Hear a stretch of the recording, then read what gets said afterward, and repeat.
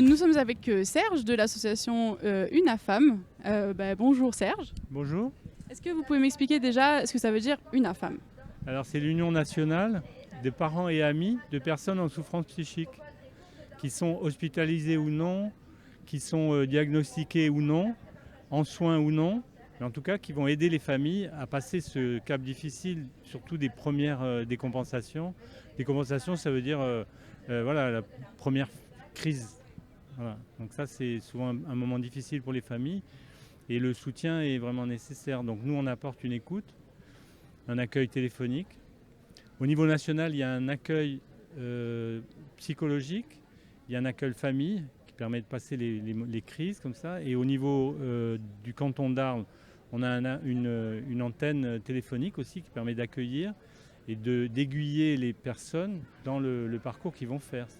Et ensuite, au bout de 1 ou 2 ou 3 appels, on leur propose une rencontre, donc un accueil personnalisé en live.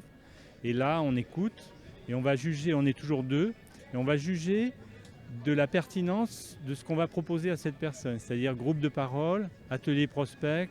Donc c'est un terme d'un atelier qui se fait à 12 personnes. Ensuite, le groupe de parole d'Arles, c'est entre 5 et 12 personnes, toujours accompagné avec une psychologue et une présence de bénévoles de l'UNAFAM. Donc, ou moi, ou Gérald, ou les deux.